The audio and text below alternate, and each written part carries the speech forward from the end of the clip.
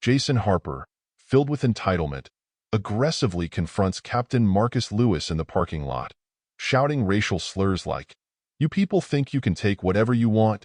Ignoring Marcus's calm attempts to de-escalate, Jason punches him in the face, not realizing Marcus is the state's police captain. On that day, Jason Harper learned the most bitter lesson in his life due to racism.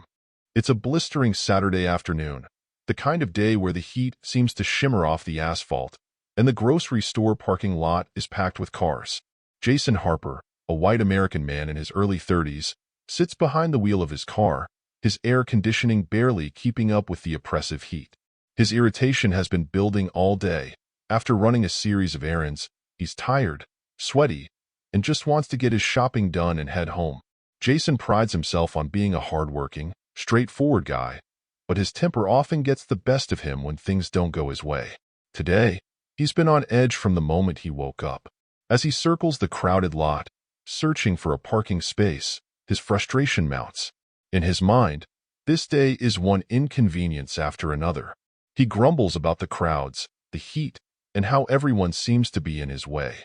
Finally, Jason spots a prime parking spot near the store entrance, a stroke of luck in this sea of cars. He flicks on his turn signal and moves toward the space, eager to claim it. But just as he's about to pull in, a black SUV smoothly slides into the spot from the opposite direction. The driver of the SUV, a tall, well-built black man in his early 40s, steps out of the vehicle. He's dressed casually, his dark sunglasses shielding his eyes from the sun. This is Marcus Lewis, a seasoned and respected police captain, though today he's off duty and just running errands like everyone else. He moves with calm confidence, used to dealing with difficult situations in his line of work, but unaware that he's about to be thrust into one here in the parking lot. Jason slams his car into park and throws open his door, his earlier irritation now flaring into outright anger. "Hey!" he shouts, storming toward Marcus, his fists clenched at his sides. Marcus pauses, turning toward the source of the voice, eyebrows raised in surprise. "That was my spot. I had my blinker on." Jason's voice is sharp, filled with a sense of entitlement and frustration. Marcus takes off his sunglasses, revealing a calm but slightly puzzled expression. He scans the parking lot and then looks back at Jason. "I didn't see your signal," he says evenly, his tone polite but firm. "The spot was open when I pulled in." Jason is incredulous, his face flushing with anger. He steps closer to Marcus, his fists still clenched, his frustration bubbling over. "You didn't see it because you weren't paying attention," he snaps, his voice rising. "You people never do. Always think you can just take whatever you want." Marcus's expression tightens at the remark, but he keeps his composure. Years of dealing with tense situations as a police officer have taught him to remain calm under pressure, but he's well aware of the racial undertones in Jason's words. "It's just a parking spot," Marcus says, his voice level. "I'm not looking for trouble." But Jason is too wound up to hear reason. His sense of being wronged by Marcus, a man he now views through a lens of racial prejudice, fuels his anger. "Don't walk away from me," Jason yells, stepping into Marcus's path as he tries to move toward the store. "You think you can just come in here and take whatever you want? You don't even belong in this neighborhood, do you?" Marcus's patience is starting to wear thin, but he takes a deep breath, trying to de-escalate the situation. "Where I live isn't your concern," he says calmly. "Let it go." But Jason won't let it go. He's too wrapped up in his own sense of entitlement, too blinded by anger to realize the consequences of his actions. And in this moment, his frustration, his prejudice, and his need to assert control over the situation are all about to boil over. Jason, still seething, stands his ground, his body tense and aggressive. He refuses to accept Marcus's calm demeanor, interpreting it as arrogance. His anger intensifies as he gets louder, words spilling out before he can stop himself. "You people, always trying to act like you're better than everyone else," Jason sneers, his tone dripping with racial resentment. "You think you can just walk all over me because you're, what, special?" Marcus looks around briefly, noting a few onlookers who've begun to subtly watch the unfolding argument from a distance. He sighs, trying to avoid making this scene worse, but Jason's words are starting to sting. Marcus's years as a police officer have prepared him for confrontations, but this kind of aggression, fueled by racial hostility, always leaves a bitter taste in his mouth. "I'm just here to buy groceries, like everyone else," Marcus says evenly, keeping his voice calm. He tries to take a step around Jason, but Jason blocks his way again, pushing his finger into Marcus's chest. Jason's eyes are filled with rage now, his frustration morphing into something much darker. "People like you are the reason everything's going downhill around here.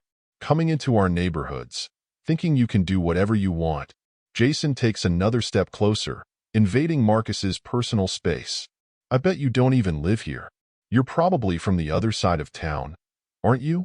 Marcus feels his pulse quicken, but he keeps his breathing steady. He's been in far worse situations, but this one feels different. It's not just the hostility. It's the entitlement, the way Jason feels so justified in his anger, as if Marcus simply existing in this space is an offense. Marcus knows how quickly things can spiral in these moments, and he's determined to keep his composure. "Where I live isn't your business," Marcus replies, his voice growing firmer, but still controlled. "Look, let's just move on. There's no need for this to get out of hand." But Jason's not listening. His anger, rooted in unspoken prejudice, has taken over. To him, Marcus's calmness is like fuel to the fire, as if Marcus is daring him to do something. Jason's mind flashes to the stories he's heard. Stories of them coming into his neighborhoods, taking what's not theirs. He feels justified in his rage, convinced that Marcus is a threat to the order of things. Suddenly, Jason lashes out. Without warning, he swings his fist, punching Marcus square in the jaw. The impact sends Marcus stumbling back a step, and the crack of knuckles against skin echoes through the parking lot. A few onlookers gasp, and someone pulls out their phone, starting to record. Jason's breath is heavy, adrenaline coursing through him as he stands, chest heaving, fists still clenched. For a moment, Marcus just stands there, stunned. His jaw throbs from the punch, but it's not just the physical pain that shocks him. It's the sheer audacity of it. He's been in countless confrontations throughout his career, but this is different. This isn't a random act of violence. It's fueled by pure, unfiltered racism. And the fact that it's happening here, in broad daylight, with people watching, makes it even more infuriating. Marcus straightens up, rubbing his jaw, and locks eyes with Jason. His calm demeanor is gone now, replaced by something colder, more determined. "You just made a big mistake," Marcus says quietly, his voice low but filled with authority.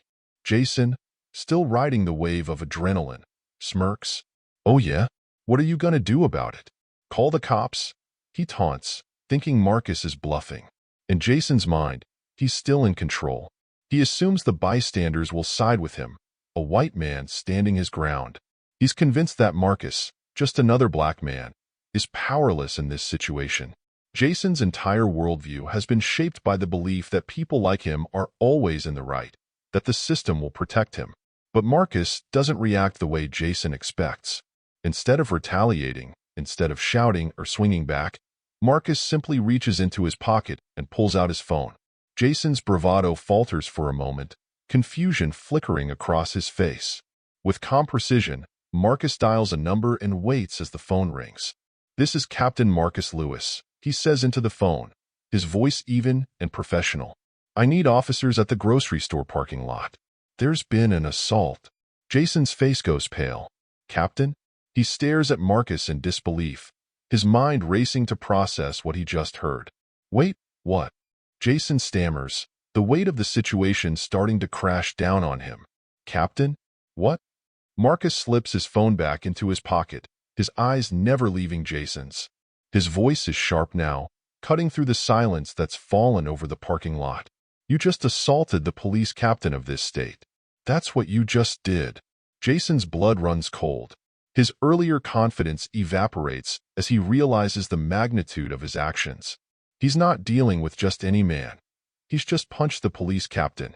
Panic sets in as Jason tries to backpedal, his earlier bravado replaced by desperation. Wait, he stammers, his hands trembling. "I didn't know. I didn't realize. I didn't mean to." But Marcus isn't interested in excuses. He stands tall, his presence commanding, as the first patrol car pulls into the parking lot, lights flashing. Jason's stomach drops as he watches the officers step out of the car, their expressions shifting when they see Marcus. The officers approach, immediately recognizing Marcus. "Captain Lewis," one of them says, glancing between him and Jason. "What happened here?" Marcus's voice is calm but firm as he explains. "This man assaulted me over a parking spot. I'll need him taken into custody." Jason's heart pounds as he watches the officers shift their focus to him. He stumbles over his words, trying to explain, trying to justify what he did. "I didn't know. I didn't know who he was. It was just a misunderstanding." But the officers' faces remain unreadable as they move to arrest him, handcuffing him as the weight of what he's done finally hits him. As the cuffs snap around his wrists, Jason's mind spins. This wasn't how he thought the day would go. He had acted out of anger, out of entitlement, and now he was paying the price. As he's led to the patrol car, the bystanders' eyes burn into him, their phones still recording. He's no longer the one in control. The world is seeing him for what he is. Before Jason is placed into the patrol car, Marcus steps forward, his eyes hard and unyielding. "You thought you could hit me because of who you thought I was," Marcus says, his voice low but firm. "But now you're going to learn the consequences of that mistake." Jason is shoved into the back of the patrol car, the door slamming shut behind him. He sits in stunned silence as the reality of what he's done sinks in. He hadn't just hit a random man. He had hit the police captain. And now, there would be consequences. As Jason sits in the back of the patrol car, his earlier aggression has completely drained, leaving only fear and panic. His mind races as he watches the officers exchange words with Marcus, every minute feeling like an hour. He keeps replaying the moment when Marcus revealed he was the police captain. The arrogance that had driven Jason's actions feels like a distant memory now, replaced by cold dread. Jason had acted impulsively, assuming his race and social standing would protect him, assuming that his actions would be justified because he had been wronged, at least in his mind. Now, he realizes the gravity of the situation. Assaulting a black man is one thing in Jason's world, but assaulting a police captain, a black police captain, is something entirely different. He leans his head back against the seat, the weight of the handcuffs pressing into his wrists, his heart thudding in his chest. More officers arrive on the scene, some of them Marcus's direct subordinates. They recognize him immediately, but their faces are unreadable as they assess the situation. One officer, Officer Daniels, walks over to Marcus with a concerned look. "Captain, are you all right? What happened?" Marcus nods, his calm demeanor intact. "I'm fine, Daniels. This man assaulted me over a parking spot. He needs to be processed for assault." Officer Daniels glances over at Jason, who is now sitting frozen in the back of the patrol car. Jason sees him looking and tries to mouth something, perhaps an apology, but Officer Daniels turns back to Marcus, focusing only on his captain's words. There is a respect here, a sense of order that Jason hadn't counted on.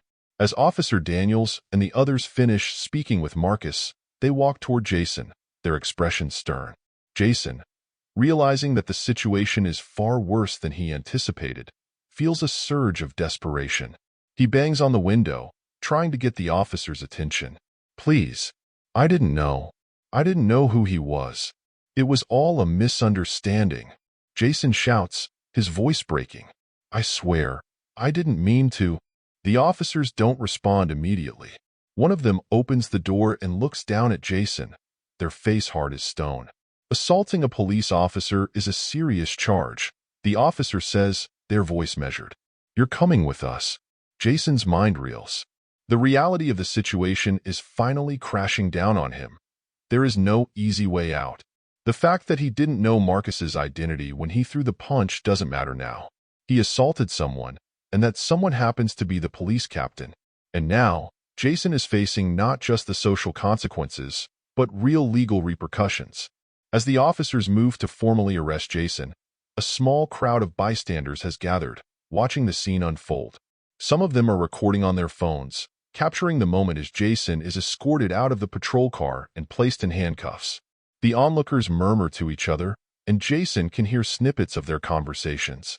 Isn't that the guy who punched the captain? Wow, he's in big trouble now. Good for him. He deserves what's coming. Jason's face burns with shame.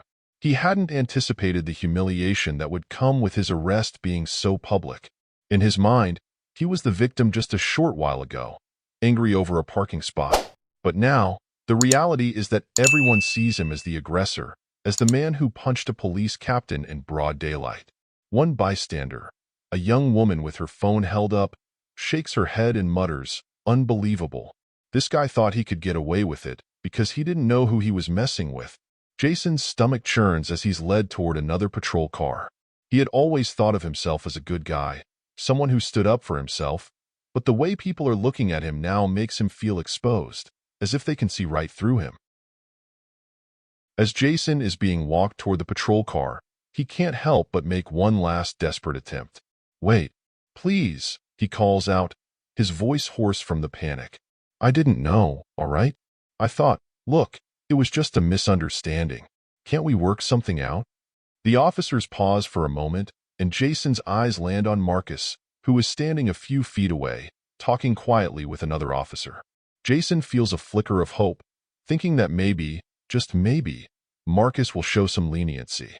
"Hey, Captain," Jason shouts toward Marcus, struggling against the officer holding him. "I didn't mean it. I swear, it was just in the heat of the moment. You understand, right?" Marcus turns slowly, his expression unreadable as he looks at Jason. For a moment, the two men lock eyes.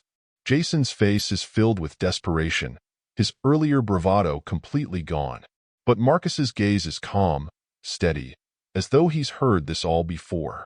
He takes a breath, his voice measured and controlled when he finally speaks.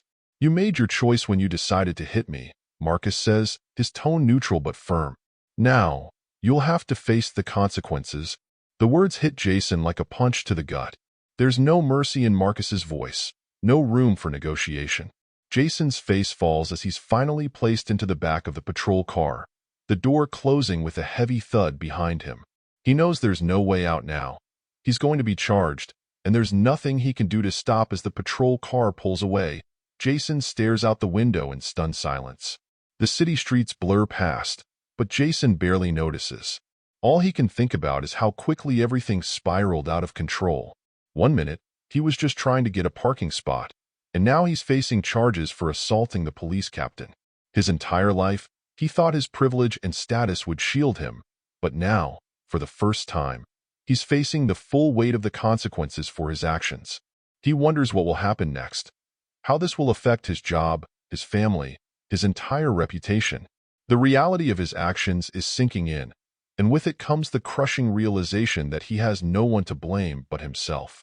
Jason sits alone in the small, windowless holding cell at the police station, the cold metal bench beneath him making his body stiff and sore.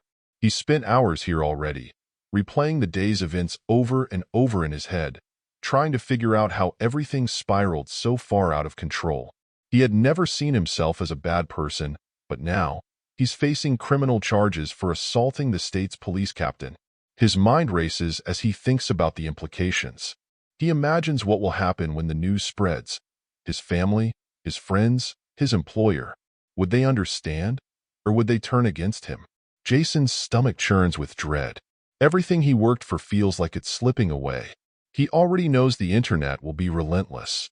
That one video, posted online, is probably circulating by now, and the image of him being handcuffed and led to the squad car is likely all over social media. Jason's phone had been confiscated, so he doesn't know how bad the damage is yet, but the weight of it presses on him. He can already picture the whispers, the finger-pointing, the judgment from people he knows. He clenches his fists, trying to suppress the panic rising in his chest. As Jason sits in his cell, the world outside is buzzing with news of the incident. The local media is quick to pick up the story. White man punches police captain in grocery store parking lot. The headline spreads fast, gaining traction on social media as people discuss the confrontation. Clips of the altercation, recorded by bystanders, are already going viral. The public is not sympathetic to Jason's plight. Comments flood the posts, with people condemning his actions, some calling him out for the blatant racism behind his words and actions. Jason is being painted as the aggressor, the entitled white man who thought he could get away with anything. The incident becomes a flashpoint in a broader conversation about race, privilege, and entitlement in America. By the time Jason's lawyer arrives at the station, the fallout on social media is in full swing. His name has been trending locally, and news outlets have already picked up the story. His lawyer, a sharp but pragmatic man in his late 40s, sits across from Jason in the small interrogation room, his expression grave. "You're in a lot of trouble, Jason," the lawyer says, flipping through a few sheets of paper detailing the charges. "Assaulting a police officer is serious enough, but you punched the captain of the state's police force. That's not going to go over well in court." Jason sits there, feeling the enormity of his mistake closing in on him. He stares at the table, barely able to speak. "I didn't know who he was," Jason mutters, his voice strained. He made me mad and I lost it." His lawyer nods, but his face remains impassive. "That doesn't matter now. What matters is how this looks to the public. You're being painted as the villain here, and not just because you hit a police officer. The racial aspect of this is going to make things worse." Jason looks up, confused and defensive. "What do you mean? This wasn't about race. He took the parking spot and His lawyer cuts him off. "Jason, you called him, you people. You made assumptions about where he lives, and you accused him of not belonging in the neighborhood. Whether you meant it that way or not, that's going to be interpreted as racism. And with a black man as the victim, especially one in such a high-profile position, you're going to be facing serious public backlash." Jason's stomach drops. He hadn't thought about it that way. In the heat of the moment, he hadn't realized how his words would come across. But now, looking back, he can see it. The way he approached Marcus, the way he spoke to him. Jason had let his biases and frustrations cloud his judgment, and now it was all catching up to him. Meanwhile, Marcus Lewis is back home after a long day of dealing with the aftermath of the confrontation. He sits at his kitchen table, a cup of coffee in front of him, staring out the window as the evening sky darkens. The confrontation at the grocery store was a stark reminder of how easily things can escalate when race and entitlement come into play. Even after years of working as a police officer, being promoted to the rank of captain, and earning the respect of his colleagues, Marcus knows that for some people, his skin color is all they see. He thinks back to the look in Jason's eyes when he first approached him, pure entitlement, as if Marcus's presence in that parking lot was an affront. It wasn't the first time Marcus had dealt with a situation like this, but it was one of the more public ones. He knows the media is already talking about it. He's seen the headlines, and while he appreciates the outpouring of support, it's exhausting to have to face this kind of racism again and again. For Marcus, it's not just about the punch, though that had stung physically. It's about the larger issue. It's about the fact that Jason, like so many others, assumed he had the right to confront and belittle him simply because of the color of his skin. Being a police captain hadn't shielded Marcus from that. And now, with the media attention, Marcus is being thrust into the spotlight in a way he never wanted. As Marcus sits in thought, his phone buzzes with texts from family members and friends, all checking in on him. Some of his colleagues have reached out, expressing their support, but Marcus knows the implications of this incident will go far beyond the station. His wife, Jessica, enters the kitchen and sits beside him, her face etched with concern. "Are you okay?" she asks quietly, her hand resting on his arm. "I'm fine," Marcus says, though there's a weariness in his voice that Jessica immediately picks up on. "This isn't going away, is it?" she asks, though she already knows the answer. Marcus sighs. "No. The media is already all over it, and people are watching every move I make. I'm not just Marcus Lewis anymore. I'm the black police captain who got attacked by some racist guy in a parking lot." Jessica nods, her face full of empathy. "You didn't ask for this, but now it's your story too." Marcus knows she's right. The narrative is out of his hands now. He'll be expected to speak out, to address the racism that so many black men face, even those in positions of power like him. But there's a part of him that's tired of always having to be the one to speak out, to rise above, to stay calm in the face of hatred. Back in his apartment, Jason has been released on bail but finds himself in a much lonelier place. His phone has been flooded with messages, some from old friends, many from strangers berating him for his actions. His employer has already called, asking him to stay home for a while they sort things out. Jason knows what that means. His job is hanging by a thread, and it's only a matter of time before he's fired. Jason sits in his darkened living room, the television playing softly in the background. News reports of the incident flash across the screen, and Jason feels a growing sense of helplessness. He tries to justify what he did, tries to tell himself that it was just a parking spot, that Marcus had been disrespectful, but deep down, Jason knows the truth. He knows that his actions were fueled by something much uglier, an entitlement that had been brewing for years, a belief that he had a right to that space, that he had a right to confront Marcus the way he did. But now, Jason is alone, his friends distancing themselves, his job slipping away, and his reputation in ruins. For the first time, Jason is forced to confront his own biases, to reflect on why he had reacted the way he did. The anger, the racial slurs, the punch. It wasn't just about the parking spot. It was about something deeper, something Jason had never really thought about before. Both Jason and Marcus are left grappling with their internal struggles, Jason with his growing realization that he's part of the problem, and Marcus with the weariness of always having to rise above situations that others force upon him. They are both caught in the aftermath of an incident that was never just about a parking spot. Jason Harper sits in his lawyer's office, staring at the stack of papers on the desk in front of him. His lawyer, a no-nonsense attorney named Paul Whitmore, flips through the documents, laying out the charges Jason now faces: assault, battery, and assaulting a law enforcement officer. Each word feels heavier than the last, like the walls of Jason's world are closing in around him. Jason, Paul says, his tone serious, you're facing some pretty severe charges here. Assaulting a police officer, especially one of Marcus Lewis's rank, is not going to be taken lightly in court. We need to approach this carefully. Jason shifts uncomfortably in his chair. He can hardly believe it's come to this. Criminal charges, a court case, the possibility of jail time. His mind keeps racing back to that moment in the parking lot, to the stupid, impulsive punch that had triggered everything. What's the worst-case scenario? Jason asks, his voice barely above a whisper. Paul's expression hardens. Worst case? You could be looking at up to 5 years in prison, depending on how the prosecution handles the assault on a law enforcement officer. And given the fact that this incident has gone public, the DA will likely want to make an example of you. Jason's heart sinks. The thought of prison terrifies him. His life was already falling apart. He had lost his job, his friends were distancing themselves, and the public had turned him into a villain. But prison? That was something he couldn't even fathom. We can try for a plea deal, Paul continues, but it will mean pleading guilty to a lesser charge. That could still mean jail time, though we could negotiate for probation and community service. You need to understand that this is serious. The court won't go easy on you because of how this is being perceived. Meanwhile, Marcus Lewis sits with his own legal counsel, preparing for the upcoming court case. He had pressed charges against Jason not out of anger, but because he knew it was the right thing to do.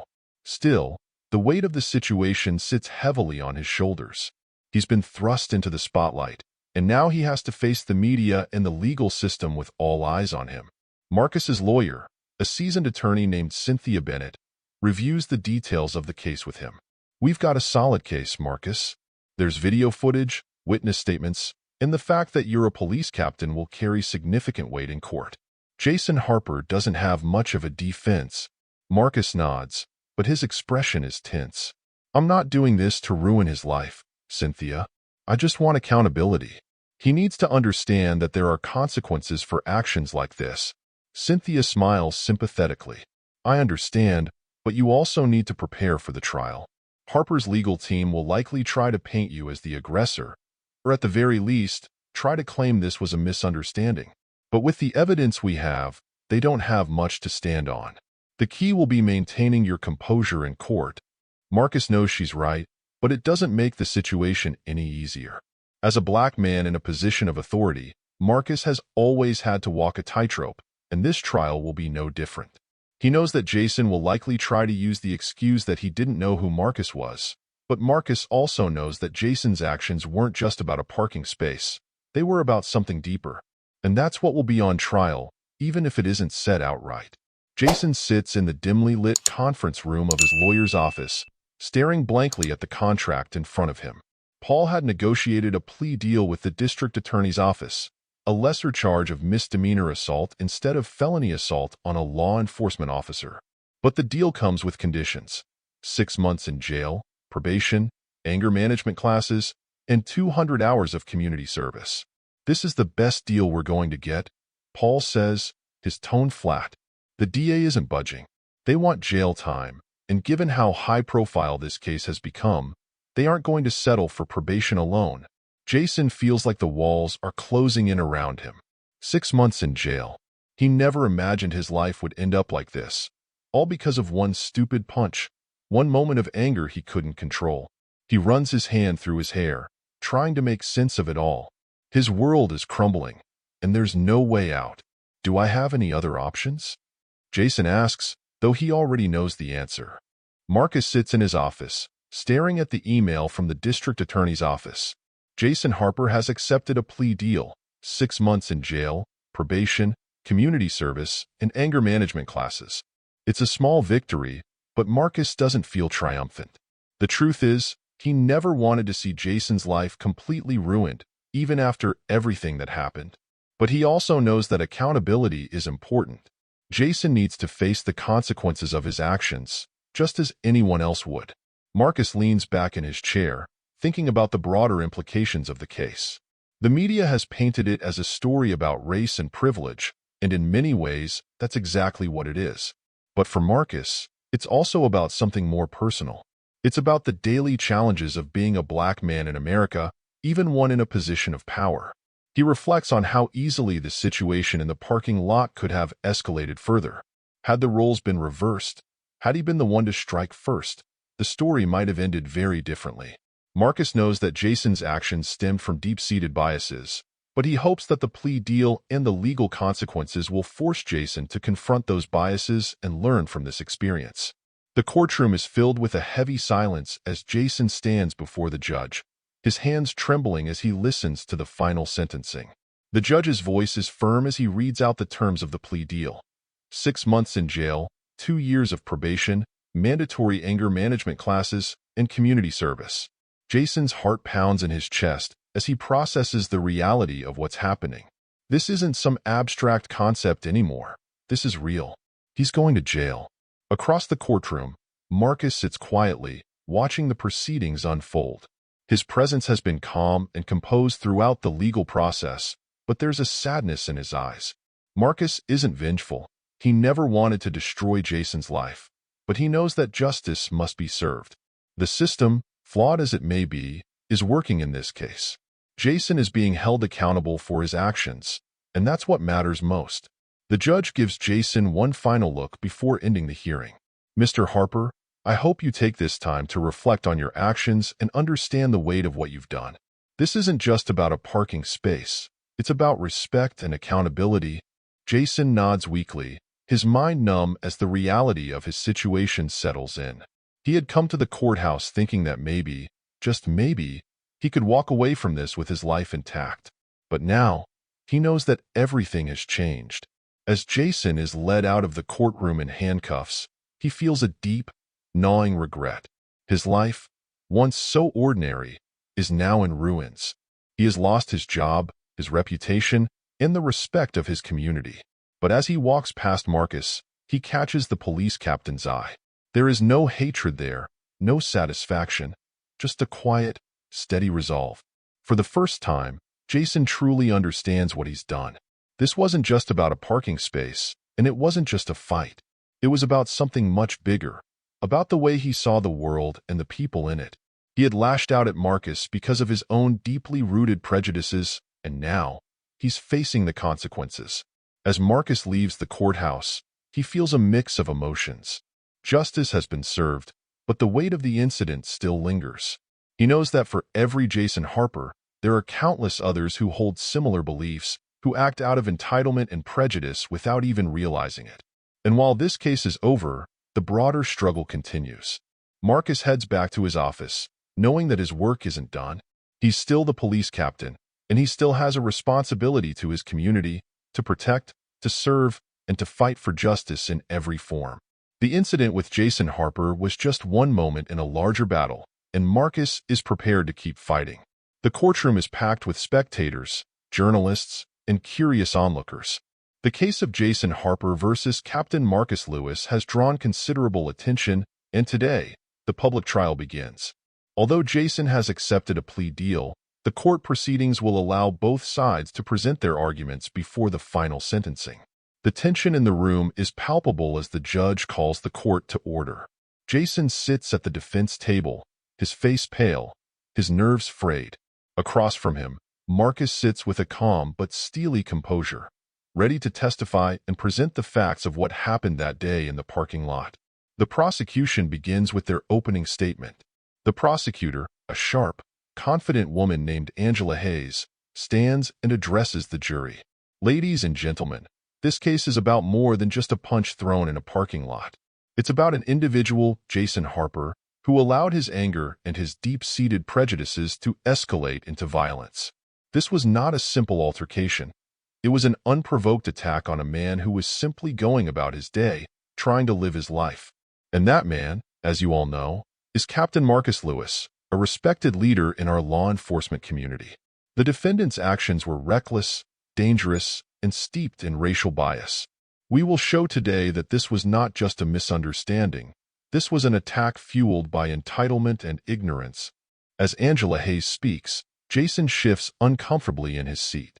Every word feels like a blow, and he can feel the weight of the eyes on him, judging him before the trial even truly begins. Jason's defense attorney, Paul Whitmore, stands next. His approach is more subdued, cautious. He knows the evidence is stacked against Jason, but he must try to minimize the damage. Your Honor, ladies and gentlemen of the jury, Paul begins, what happened in that parking lot was unfortunate. Yes, but it was not a deliberate act of hatred. My client, Jason Harper, made a mistake that he deeply regrets. He allowed his emotions to get the better of him, but this was not a calculated attack. He did not know who Captain Marcus Lewis was, and he did not set out to harm anyone.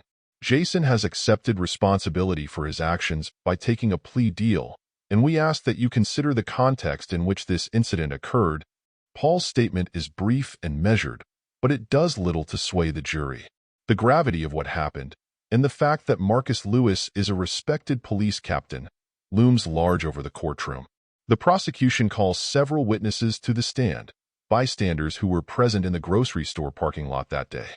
The first witness, Sarah Mitchell, a middle-aged woman who had been loading groceries into her car during the incident, recounts what she saw. I saw the whole thing, Sarah says, her voice steady. Jason Harper was shouting at Captain Lewis, and it didn't make any sense to me. Captain Lewis wasn't being aggressive. He was just trying to walk away. But Jason kept getting in his face, saying all these awful things. Then, all of a sudden, Jason hit him. It was completely unprovoked. Sarah's testimony is damning. She recounts how Marcus had tried to de-escalate the situation, only for Jason to strike him. Sarah's words hang in the air as the prosecutor nods, clearly pleased with the account. Next, the defense calls a witness, David Carlson, a man who had parked a few cars away from the altercation. Paul Whitmore is hoping David's testimony will paint Jason in a more sympathetic light, showing that he acted out of frustration, not malice. I saw Jason and the other man arguing. David begins, looking somewhat nervous. It looked like things got heated. Jason seemed really upset, but I don't think he meant for things to go that far. It just seemed like a misunderstanding that got out of hand. But under cross-examination, Angela Hayes dismantles David's testimony. Mr. Carlson, did you see Captain Lewis throw any punches or make any physical threats toward Mr. Harper before the incident? David hesitates, then shakes his head. No, I didn't. Angela presses on. So you would say that Jason Harper was the one who initiated the violence, correct? David shifts uncomfortably. Yes, I suppose so. The defense's attempt to paint Jason in a more sympathetic light falls flat, and the prosecution's case grows stronger. Finally, it's time for Captain Marcus Lewis to take the stand. As he walks to the witness box, the room falls silent. Everyone is watching him closely, curious to see how he will handle himself in this pivotal moment. Marcus's posture is straight, his expression calm but resolute. Angela Hayes begins her questioning. "Captain Lewis, can you please recount for the court what happened on the day of the incident?" Marcus nods, his voice steady as he speaks. "I had just pulled into the parking lot of the grocery store. I found a spot and parked my car, and as I was getting out, I heard Jason Harper shouting at me. At first, I didn't know what he was upset about, so I tried to de-escalate the situation. I told him it was just a parking space, that it wasn't worth getting worked up over. But he kept coming at me, calling me names, accusing me of things that had nothing to do with the situation." Angela listens carefully, then asks, "Can you clarify for the court what kinds of things Mr. Harper was saying to you?" Marcus takes a breath. He said things like, "You people think you can take whatever you want, and I bet you don't even live around here." He kept implying that I didn't belong there, that I didn't have the right to be in that space. And then, out of nowhere, he hit me. The room is quiet as Marcus's words sink in. His calm recounting of the incident contrasts sharply with the violence of what actually happened. Angela Hayes continues, "Did you make any threats toward Mr. Harper during the confrontation?" "No," Marcus replies firmly. "I tried to walk away. I didn't want things to escalate." Angela finishes her line of questioning, and Paul Whitmore takes over for the defense. His approach is cautious, knowing that he has to tread lightly when questioning Marcus. "Captain Lewis," Paul begins, "my client has expressed deep regret over what happened that day. Do you believe that this was a misunderstanding that got out of control?" Marcus looks directly at Paul, his expression unreadable. "It wasn't just a misunderstanding. It was an act of violence driven by something deeper, something that goes beyond a parking space." Paul shifts uncomfortably but continues. "You're saying that Mr. Harper's actions were motivated by racial bias?" "I believe so, yes," Marcus replies, his voice calm but firm. "He made it clear through his words and his actions that he saw me as less than him, as someone who didn't belong in that space. That's why he felt justified in hitting me." Paul's questioning ends soon after. He knows there's little more he can do to soften the impact of Marcus's testimony. The damage is done, and the jury's perception of Jason has been solidified. As the trial draws to a close, both sides deliver their closing arguments. Angela Hayes is direct and confident in her final appeal to the jury.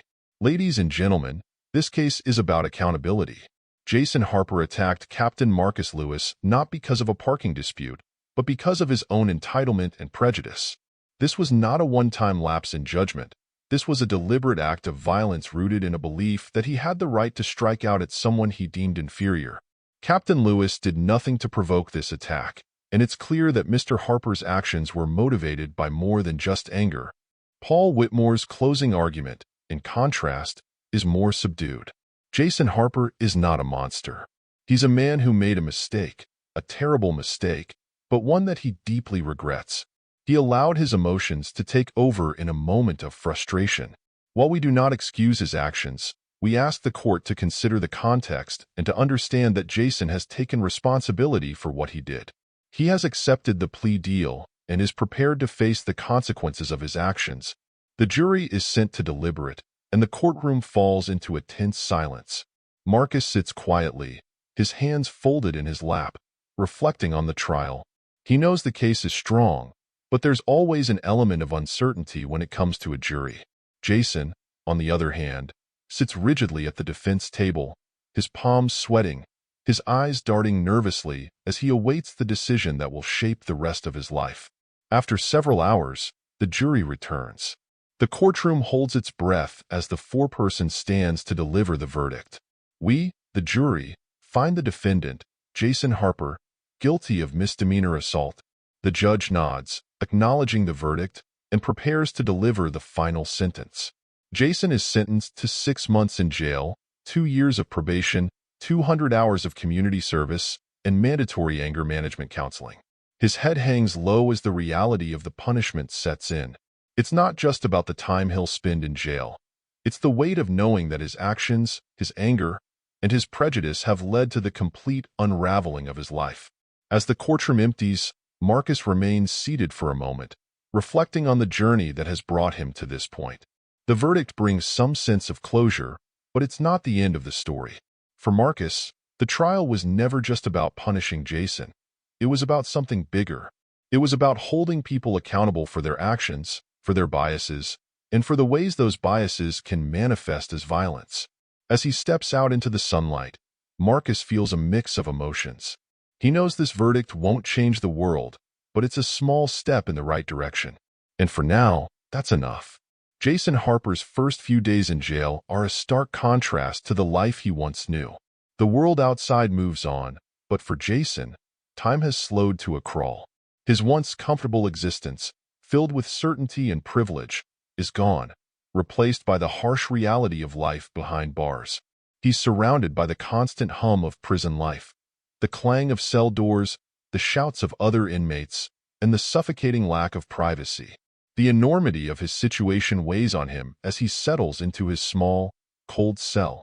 Initially, Jason is withdrawn, struggling to reconcile the person he thought he was with the man he's been forced to confront. He had always believed that he was a good person, someone who worked hard, provided for himself, and didn't intentionally hurt others. But now, faced with the consequences of his actions, he's forced to reflect on the truth. He had lashed out at Marcus Lewis, not because of a parking dispute, but because of deep-rooted anger and entitlement that he had never acknowledged. His days are long and repetitive. He participates in mandatory work shifts, eats bland meals in the communal dining hall, and spends long hours in his cell with nothing but his thoughts. The isolation begins to force him into introspection in a way he had never experienced before. For the first time in his life, he's faced with the reality of his own ignorance. Outside of prison, Jason's name continues to circulate in the media, though the initial public outrage has subsided. His life, however, remains in shambles. He has lost his job, his friends have distanced themselves, and his family struggles to come to terms with what he's done. They stand by him, but it's clear that even they are grappling with the implications of his actions. Jason's mother, a woman who had always believed her son was better than the man he's been portrayed as, struggles to understand how things went so wrong. She visits him during his first few weeks in jail, her face lined with worry as she tries to offer words of comfort. But even she can't shield Jason from the reality of his actions. "You'll get through this," she says during one visit, her hands clutching his through the glass partition. "This doesn't define you." Jason nods, but inside, he's not so sure. The man who threw that punch, who lashed out in anger and prejudice, feels like a stranger to him now, but he knows that version of himself is still there, lingering beneath the surface. As part of his sentence, Jason is required to attend anger management classes while serving his time. The classes, held in a drab, windowless room in the prison's education wing, are led by a counselor named Jim, a tough but empathetic man who has seen his fair share of people struggling with anger and the damage it can cause. During his first session, Jason is reluctant to open up. He sits in the back of the room, arms crossed, feeling defensive as the other inmates share their stories of anger, violence, and regret. He's not like them, he tells himself. He didn't grow up in violence. He wasn't raised in chaos. But as the sessions continue, Jason begins to realize that anger doesn't discriminate based on background or upbringing. It's an emotion that can consume anyone, given the right circumstances. Jim pushes Jason to confront the deeper issues behind his anger, asking him hard questions that force him to reflect on his motivations. "What were you really angry about that day, Jason?" Jim asks during one session, his voice calm but firm. "It wasn't just about a parking spot, was it?" Jason hesitates, his mind swirling with thoughts he's been trying to suppress. "No," he finally admits, his voice quiet. "It wasn't." Jim nods, encouraging Jason to continue. "So what was it?" Jason takes a deep breath, grappling with the weight of the truth. "I felt like he didn't belong there. Like I had a right to that space, to what I thought was mine. And when he didn't back down, I lost it. I acted like I was better than him, like I deserved something more just because of who I am." Saying the words out loud feels like a release, but also a moment of deep shame. Jason had never confronted his own biases before. He had always believed he was a fair and decent person, but now he's beginning to realize that he's carried prejudices with him for years, buried beneath the surface. As part of his sentence, Jason is also required to complete 200 hours of community service after his release from jail.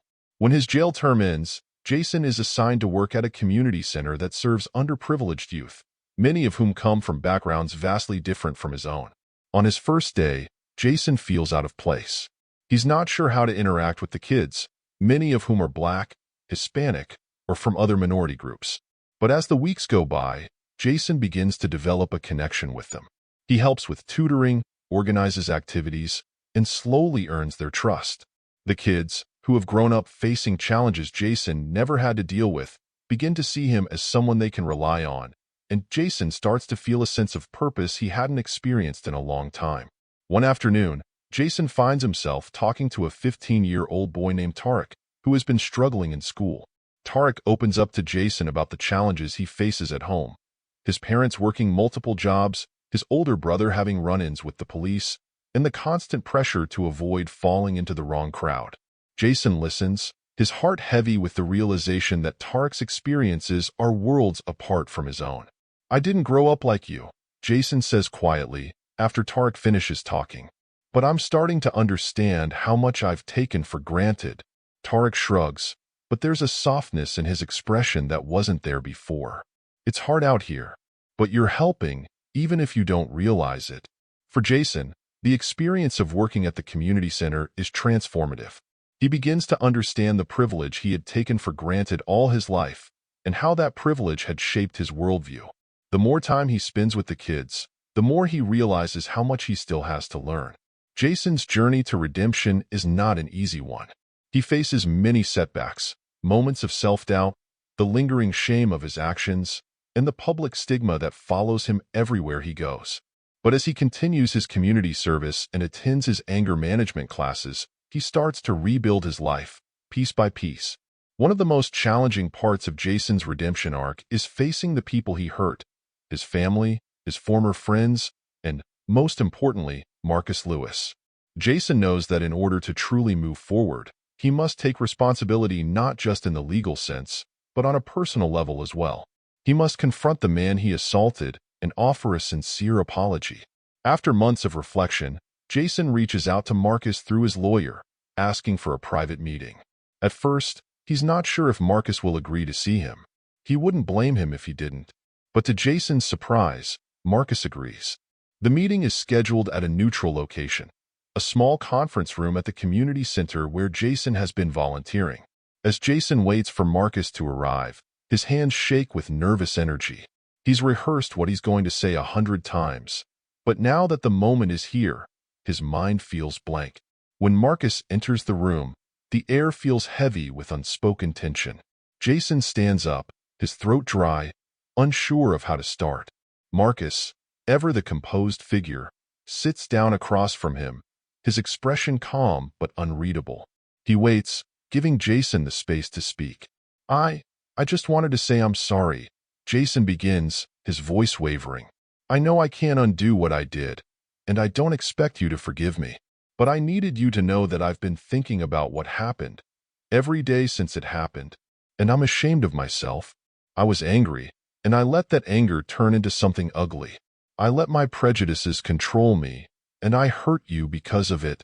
Marcus listens quietly, his face impassive. He's heard apologies before, some sincere, some not, but something in Jason's voice strikes a chord with him. "I know I have a long way to go," Jason continues, "but I'm trying to change. I've been working at the community center, and I'm trying to learn from my mistakes. I just want you to know that I'm not the same person I was that day. At least, I don't want to be." "I know I have a long way to go," Jason continues, "but I'm trying to change. I've been working at the community center, and I'm trying to learn from my mistakes. I just want you to know that I'm not the same person I was that day. At least, I don't want to be." After the courtroom drama and the media attention surrounding the incident with Jason Harper, Marcus Lewis finds himself in a position he never sought. He has become more than just a police captain. He is now a public figure and a voice for the conversation on race and justice. The assault in the parking lot had exposed the latent racial tensions still simmering in society, and Marcus's calm response had made him a respected figure in both law enforcement and community advocacy. Invitations flood in for Marcus to speak at various community forums, universities, and even national conferences. He's seen as a bridge between two worlds, law enforcement and marginalized communities. Despite the heavy responsibility, Marcus understands that his voice is needed now more than ever. He reluctantly steps into this new role, aware of the difference he could make in pushing for real change. At one event, a community forum on policing and racial bias, Marcus stands in front of an audience filled with both officers and civilians. The tension is palpable, as many of the attendees have strong opinions on the subject. He begins his speech calmly, his voice measured. "I've spent over 2 decades in law enforcement," Marcus says, "and during that time, I've seen the best and the worst of what we're capable of. I believe in the role of police in society, but I also believe that our system is far from perfect. There are biases, both implicit and explicit, that influence how we operate, and we need to acknowledge that if we want to build trust within the communities we serve." His words resonate with some, but others remain skeptical. After the speech, Marcus is approached by a young black woman who works with local activists. "Thank you for speaking out, Captain Lewis," she says. "We need more people like you on the inside who are willing to confront these issues." Marcus nods, appreciating the sentiment, but he knows the road ahead will be long. Speaking out is just the beginning. True change requires persistence, dialogue, and a willingness to challenge deeply ingrained systems. While Marcus finds his voice as a public advocate, not everyone within the police department is pleased with his stance. Some officers view his focus on racial bias as a threat to their authority, believing it undermines the image of law enforcement. This resistance is particularly evident in his relationship with Sergeant Tom Wheeler, a seasoned officer who has worked under Marcus for years. During a departmental meeting, Marcus addresses the need for more comprehensive bias training. "We can't ignore the fact that biases exist," Marcus says, addressing the room. "It's our responsibility to confront them if we want to regain the public's trust." Wheeler, sitting in the back with his arms crossed, speaks up. "With all due respect, Captain, I think we're making this too complicated. We're here to enforce the law, not get bogged down in politics. Most of us are just trying to do our jobs." Marcus sighs, choosing his words carefully. "I understand that, Tom, but enforcing the law isn't just about arresting people. It's about serving the community fairly and equally. If we don't address these biases, whether we admit to them or not, we're failing in that duty." Wheeler remains unconvinced, but Marcus knows that change doesn't happen overnight. It's not just about policies or training, it's about shifting mindsets, and that takes time. Despite the internal challenges at work, Marcus's public speaking engagements continue to gain momentum. He's invited to speak at national conferences on law enforcement reform, and his name becomes synonymous with thoughtful, balanced discussions on police accountability. At one such event, Marcus is part of a panel discussion about the future of policing in America. A young activist in the audience asks a pointed question. "Captain Lewis, how do you reconcile your role as a police officer with the fact that so many people in our communities still see the police as a threat?" Marcus takes a deep breath before answering. "I won't sugarcoat it," he says. "The history between law enforcement and communities of color is fraught with mistrust, and that mistrust is justified in many cases. As a police officer, I've seen how the system can work, but I've also seen how it can fail, especially for marginalized communities. My job, and the job of anyone in law enforcement, should be to repair that trust by listening, by being transparent, and by holding ourselves accountable when we get it wrong."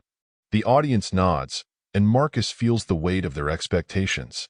He knows that every word he speaks carries significance, especially now that he's being seen as a leader in both worlds, law enforcement and community advocacy. At home, Marcus feels the emotional toll of his new role. His wife, Jessica, is his constant support, helping him navigate the pressures of public life and the challenges within the police force. One evening, after a long day of speaking engagements and department meetings, Marcus sits on the porch with Jessica, staring out at the quiet street. "It feels like I'm walking a tightrope," Marcus admits, his voice weary. "I'm trying to push for change, but it's slow. And sometimes I wonder if it's even making a difference." Jessica, always the pragmatist, leans her head on his shoulder. "You're making a difference, Marcus. Maybe not in big, obvious ways, But people are listening. You're planting seeds, even if you don't see the results yet. Marcus appreciates her words, but he knows the fight is far from over. Every step forward feels like a struggle, but he remains committed to the cause. He's seen too much injustice, too much pain, to back down now. As Marcus's work continues, he starts to find a sense of peace in his purpose. The public speaking, the internal struggles within the department, the long conversations about bias and justice, all of it becomes part of his larger mission. He's not just fighting for himself or his community. He's fighting for a system that can be better, that needs to be better. One afternoon, while speaking at a local high school, Marcus addresses a group of students about the importance of empathy and understanding in law enforcement. When you put on the badge, you're making a commitment to protect everyone, regardless of their background, he says. But to do that, you need to understand where people are coming from.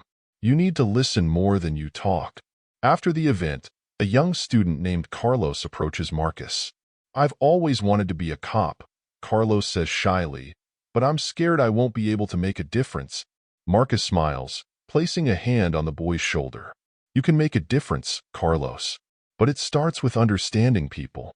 It starts with knowing that every person you meet has a story, and your job is to respect that story." The interaction gives Marcus a renewed sense of hope. He may not be able to change the entire system overnight, but if he can inspire even one person to see the world differently, it's worth the effort. As Marcus continues his journey, he remains grounded in his commitment to justice and equality. He knows the road ahead is long, and there will be setbacks along the way, but he's more determined than ever to keep pushing forward.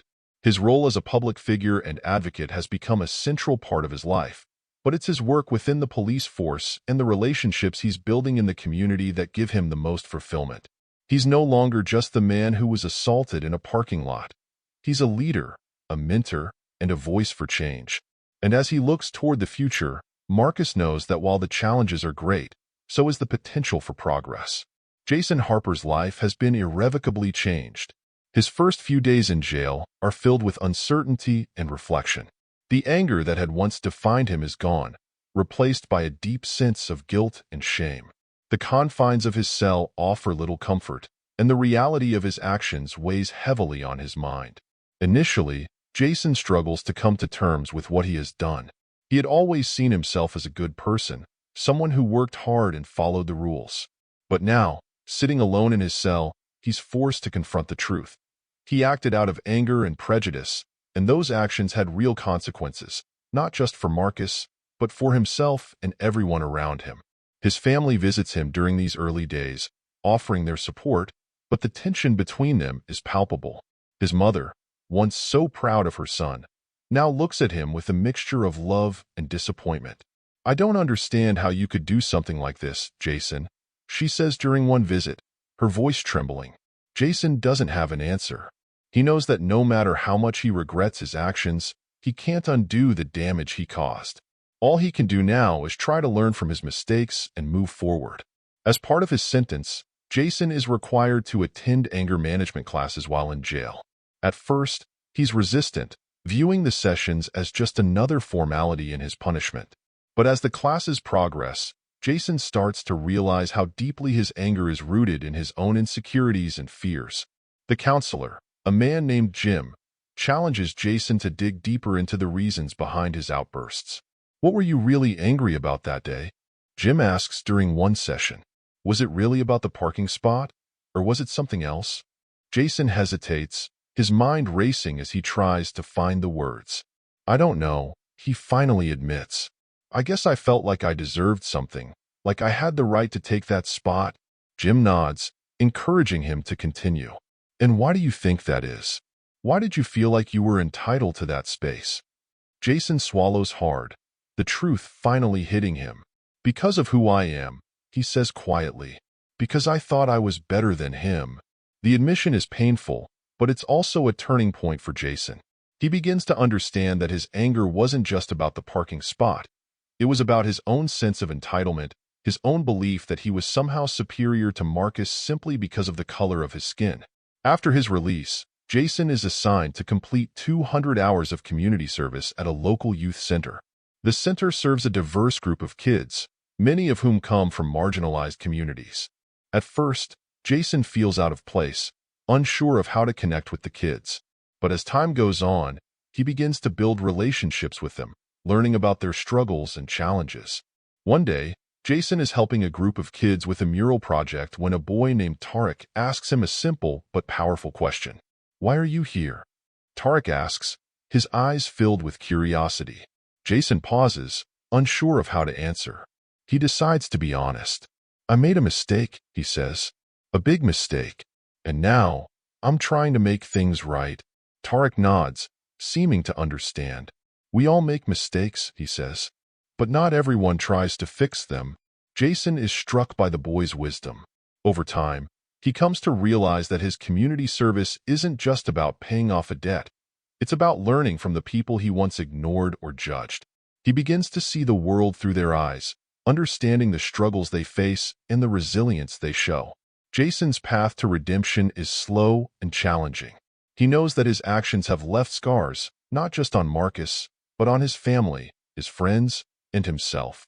But as he continues his work at the youth center and attends his anger management classes, Jason starts to rebuild his life. He begins speaking at local community events, sharing his story as a cautionary tale. "I thought I was entitled to everything," Jason says during one event. "I thought I was better than others. But I've learned that my anger and my prejudice were rooted in ignorance, and I'm working every day to change that." His words resonate with some, but not everyone is ready to forgive him. Jason understands that redemption isn't about seeking forgiveness. It's about doing the work, day in and day out, to become a better person. Months after their first meeting, Jason Harper feels the need to speak with Marcus Lewis again. Their initial conversation had been important, but Jason realizes now that his apology hadn't fully addressed the depth of his actions. He had focused on his own guilt, but not on the larger impact of what he had done. He reaches out through his lawyer, asking if Marcus would be willing to meet with him one more time. To Jason's surprise, Marcus agrees. The meeting is set at the community center where Jason has been volunteering. The setting feels appropriate. This center has been a place of growth and healing for Jason, and it now serves as the backdrop for his continued journey toward redemption. When Marcus arrives, the air is filled with a sense of quiet understanding. They are both different men from the last time they met, shaped by the experiences they've had since the incident. "I want to thank you for agreeing to meet with me again," Jason begins, his voice steady but filled with emotion. "I realized after our last conversation that I didn't fully grasp the weight of what I'd done. I was focused on my own guilt, but I didn't think about how much I had hurt you, not just physically but emotionally." Marcus listens intently, his expression calm but serious. Jason continues, his words more thoughtful now. "I've spent a lot of time reflecting on what happened, and I've come to understand that my actions weren't just a moment of anger. They were part of a larger pattern of entitlement, of not seeing you as an equal. I know now that what I did was wrong on so many levels, and I want to make sure that I'm not just apologizing for myself, but for the harm I caused you and others like you." Marcus takes a moment to consider Jason's words before responding. "I appreciate your honesty," Marcus says, "and I can see that you've done a lot of reflection. That's important, because this wasn't just about you and me, it was about something much bigger. You acted out of ignorance, but that ignorance has real consequences. It's not enough to just apologize. You need to keep doing the work." Jason nods, fully understanding what Marcus means. "I know," he says, "and I've been trying to do that. I've been volunteering here, working with kids, and speaking out about what happened. But I also know that this is a lifelong journey. I don't expect to ever be fully forgiven, but I'm committed to doing better every day." Marcus smiles slightly, a look of approval in his eyes. That's all anyone can ask for. It's not about seeking forgiveness. It's about accountability and growth. As long as you're committed to that, you're on the right path. There's a sense of closure in the room as Jason and Marcus stand to shake hands. This time, the gesture feels genuine, not just a formality, but a symbol of mutual respect. They have both grown since that day in the parking lot, and while the past cannot be erased, they have found a way to move forward. "You've come a long way, Jason," Marcus says as they part. "Keep doing the work. It's the only way we make real change." Jason nods, filled with a sense of gratitude and determination. "I will. Thank you, Marcus." As they leave the community center, both men walk separate paths, but they are connected by a shared understanding of the importance of accountability, growth, and the fight for justice. For Jason, the journey is far from over, but he is finally at peace with the direction he's heading. For Marcus, the work continues, but with a renewed sense of purpose, knowing that change is possible, one step at a time.